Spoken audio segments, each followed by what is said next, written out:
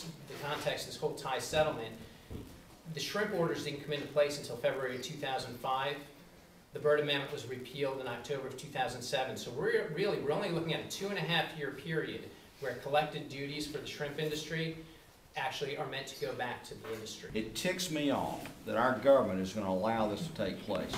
Allow what to take place? Allow these imports to come in here that are basically wouldn't pass muster in Europe. Absolutely.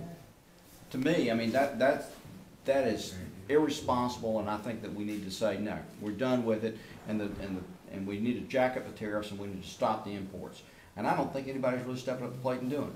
Well, and we're working with people in Congress to do it, because what we're seeing is that not only do you have the European Union, Japan, these other countries who have very high standards, but what happens when the imports can't get into their countries?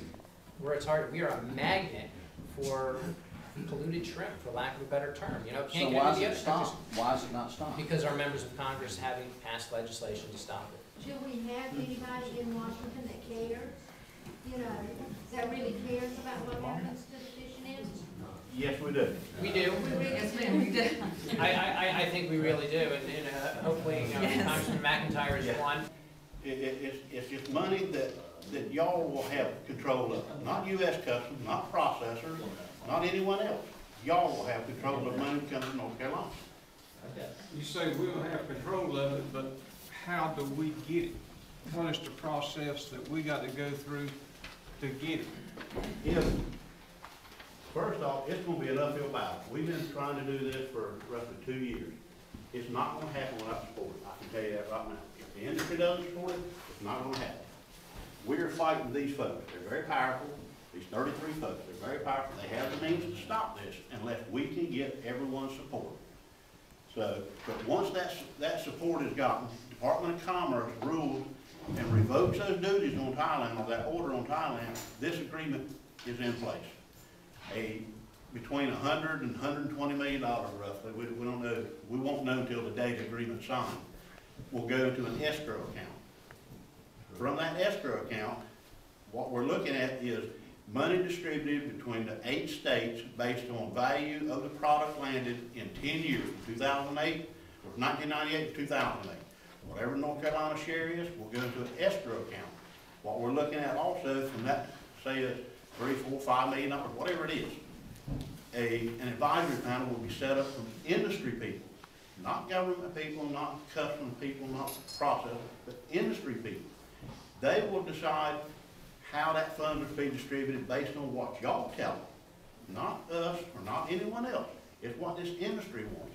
You have to get involved, stay involved, and work with this advisory panel to distribute how you want to distribute in your state. And what happens in one state may not work in another state. Everyone will be different. So that's what we envision. Who is the advisory panel? Who is the advisory panel?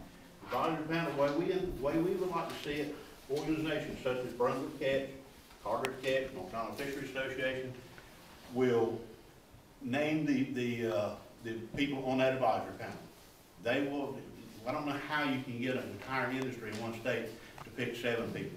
So you have to narrow it down to let those folks, the organizations that support the fishermen, the shrimpers, choose who that advisory panel will be. And then go from that. Then it's the next step. What we're doing, we're just going out trying to procure these funds and secure them for this industry. We have nothing to do with distributing it, nothing.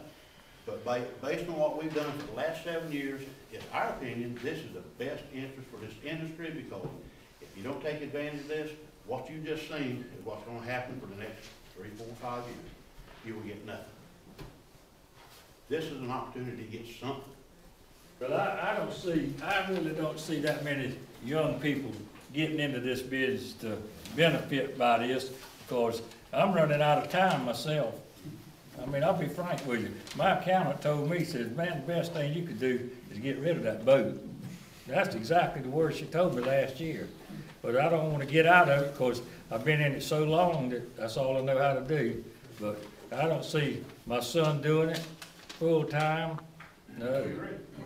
You know, you don't have that many people left to support it because you're getting up in some age, most of us. The guys around here that can't get enough for the shrimp to survive. And based on the price of these imports, that's the base price that you're gonna get. First thing you hear when you walk in the fish house and sell you shrimp, well, I can buy that foreign stuff cheaper than I can. That's right. You know what I'm saying? what this does, if we reach an agreement, get a settlement, this will give this industry an opportunity to do some marketing, to market their shrimp, like Brunswick is trying to do. And I think these people might be a little confused, and correct me if I'm wrong, you're here tonight to ask these people to support this new chunk of change that we're talking about and set up boards. If they don't support it, the money's gonna go back to the processor. Exactly. So that's the bottom line. You either support it, which it doesn't necessarily cost you anything, it's all you've got. You either support what he's saying for the lawsuit. If they lose the lawsuit, one way or the other, it's gonna go back to the processor. That's all he's saying. Yes. That's all he's trying to tell you. So there's no downside to that, no. There's no, I mean, it's all, it's good to do it. There's nothing bad will happen if they refuse to do it. No, it's just gonna happen. If we don't get all the support that we need for the Department of Commerce to revoke this order, it's not gonna happen.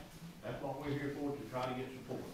And like I say, it's entirely up to y'all whether you support it or not. But what you have to know, and I hope you understand that, if you don't support it, this is what happens. It stays like it is. The processors get all the money, importers get all the money.